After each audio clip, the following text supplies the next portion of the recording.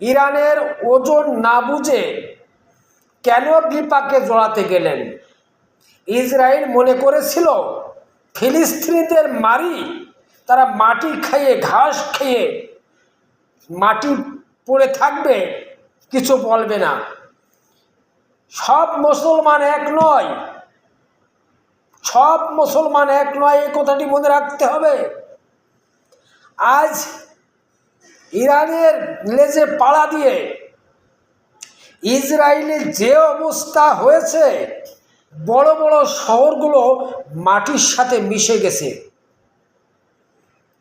ইসরায়েলের দেশটা আর কিছুদিন যদি যুদ্ধগ্রস্ত হতে থাকে, ইরানরা ইসরায়েলকে তামা করে ফেলবে, ইসরায়েলের মাটি তামা করে ফেলবে।